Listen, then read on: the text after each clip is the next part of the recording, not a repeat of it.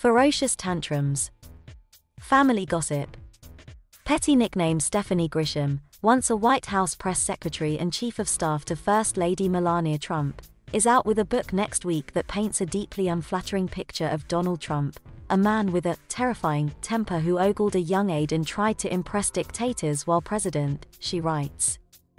Grisham, who holds the distinction of having never held a press briefing while serving as White House press secretary, charts her path from low-level press wrangler to the Trump's inner circles, and her gradual disillusionment with the family and eventual resignation following the January 6 insurrection. As have the many books critical of Trump, Grisham's I'll Take Your Questions Now, What I Saw at the Trump White House, has drawn Trump's ire.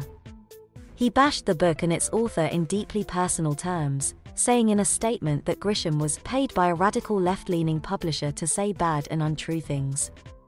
Highlights of the book include, Grisham describes the former First Lady as a Marie Antoinette figure who refused to condemn the violence at the U.S. Capitol on January 6 as Trump's supporters stormed the building to try to halt certification of the 2020 election results. Grisham writes that she texted Melania Trump as the scene unfolded.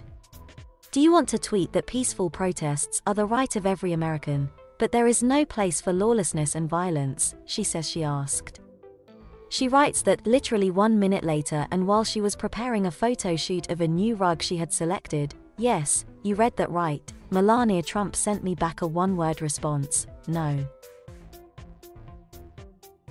It was a breaking point for Grisham, who both praises the former First Lady's off-camera temperament and offers insight into her peculiarities. She writes that Melania Trump's habit of avoiding public appearances was so extreme that the Secret Service unofficially dubbed her Rapunzel because she remained in her tower, never descending.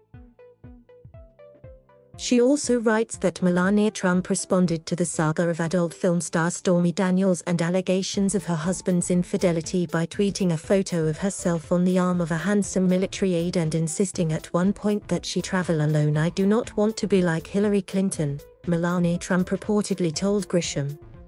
She walked to Marine One holding the hands with her husband after Monica News and it did not look good.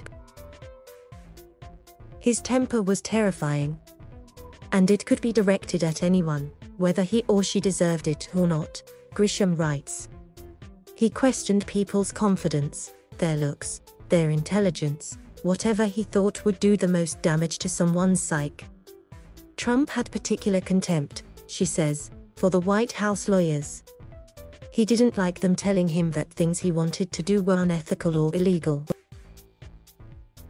Staff, she recounts, often deceived Trump to avoid his wrath, and tried to temper his worst impulses by stalling or distracting in a White House where everything was like a clown car on fire running at full speed into a warehouse full of fireworks.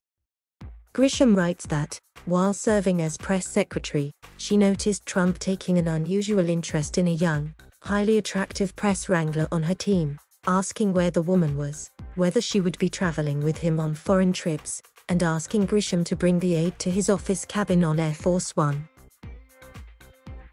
Put her on TV. Keep her happy, promote her, she claims Trump would tell her. Let's bring her up here and look at her ass, she says she was told he had once said. Grisham also recalls uncomfortable encounters she had with the president, including him noting one day that she didn't wear pantyhose.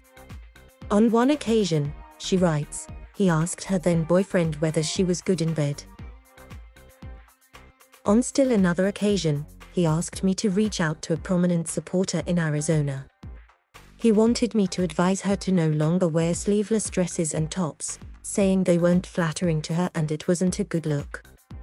You talk to her though, he allegedly told her.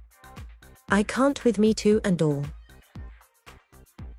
Trump allegedly felt compelled to respond to Daniels' charges about the size of his genitalia. Grisham says she received an awkward telephone call from the president from aboard Air Force One, who assured her that everything down there is fine.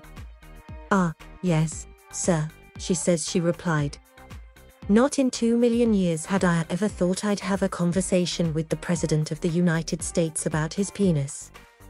Thankfully the call ended shortly after that. He always seemed to want dictators to respect him, Grisham writes. pointing in particular to Russian President Vladimir Putin, whom staff suspected of arranging for an attractive interpreter and coughing to throw Trump off guard. She described one encounter at the meeting of the Group of 20 Nations in Osaka in 2019 when Trump seemed intent on placating the Russian leader. "Okay, I'm going to act a little tougher with you for a few minutes. But it's for the cameras, and after they leave we'll talk. You understand," she recounts Trump saying. Grisham also writes that Trump frequently said insane things to foreign leaders that ranged from absurd to disconcerting. Trump loved to order cabinet secretaries, staff, or whoever else was sitting near him to give this dictator or that whatever it was he wanted, she writes.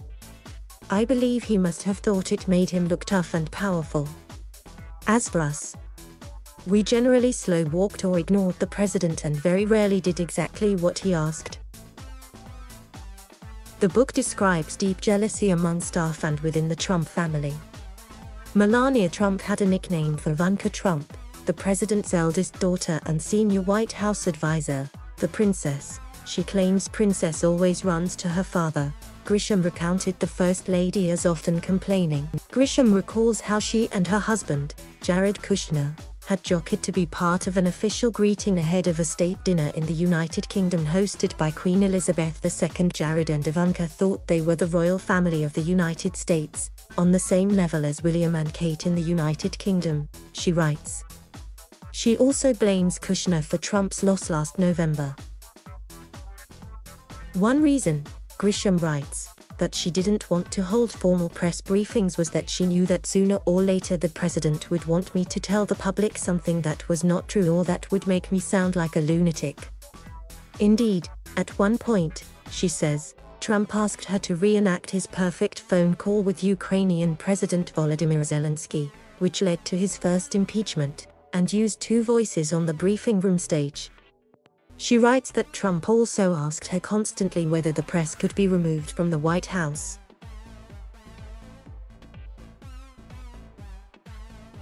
Thank you for watching. Please subscribe,